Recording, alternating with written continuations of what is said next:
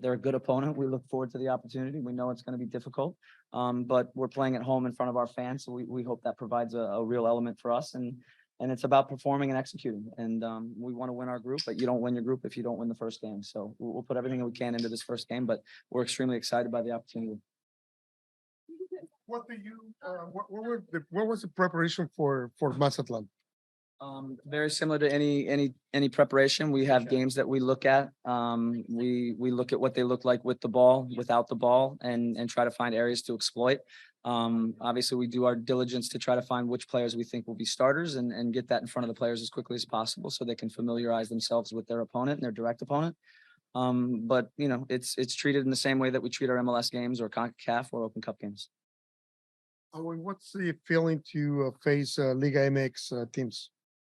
I'm super excited, having this tournament be brand new to the league and for all the teams. I'm super excited and can't wait to play these games.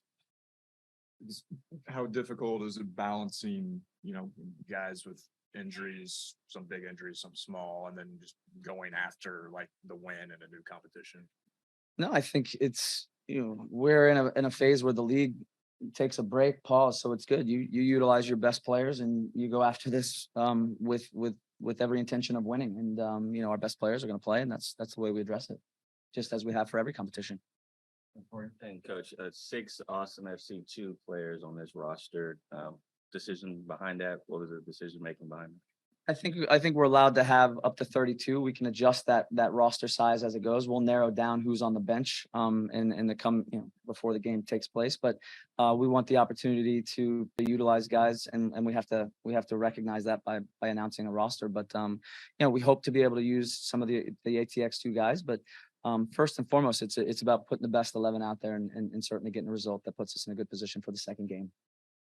Josh, you go into this into this competition playing, I'd say you're probably your best soccer of the year. How do you think what you guys have been doing as of late against MLS teams will translate this over the next month or so? Yeah, I think it should give us confidence in the way that we've gotten results. We realize results dictate narrative in this business, so we've performed quite well throughout the year, and sometimes results don't go that way. But the last 6 games, the results along with the performances have been strong. So a big part of that, I think, is having a cohesion and a consistency inside the lineup. And we knew it was going to be difficult from the beginning of the year, but we want to keep utilizing certainly our identity and our philosophy of how we want to play against the Mexican teams. But it's ultimately just anything that can put us in position to get results. And we're mindful of what's been successful for us in the last month and a half, and obviously we want to keep carrying on with that. Oh, and just to follow up with that, how do you feel about just this team's?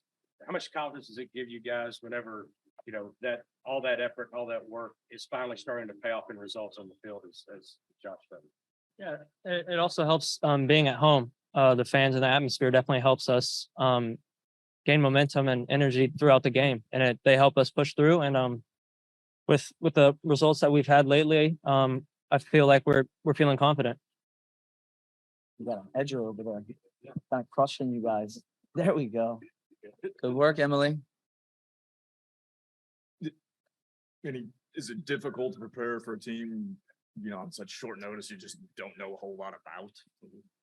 I think we've had 5 games. We're able to watch, some preseason, some of their last matches. So as a staff, I don't expect players to have as probably an intimate idea of who they are and the level of detail, but we try to present that in our opposition scouting, which we've done today, on both sides of the ball and set pieces. So for us, it's business as usual. We dive in and we get very detailed, and we've had 4 or 5 days to do that. So we feel pretty confident as to what Mazatlan will bring. It's more now knowing what players do we have and what players are we going to use, and then now what structure and what organization do we want to try and hurt the opponent with.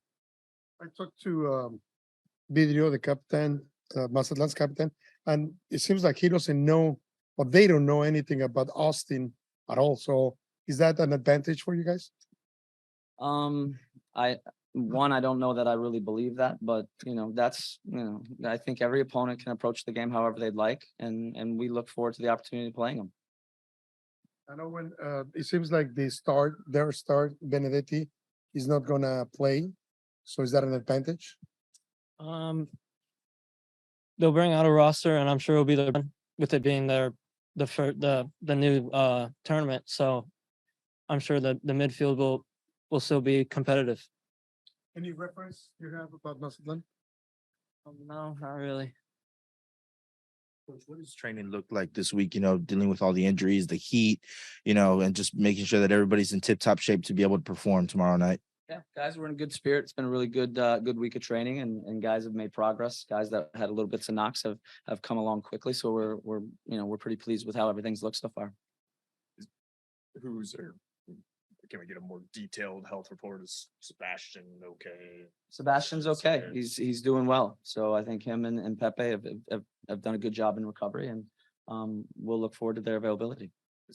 How's Alex doing? Alex is training today again. He's taking part in sessions. So again, he's in consideration for availability.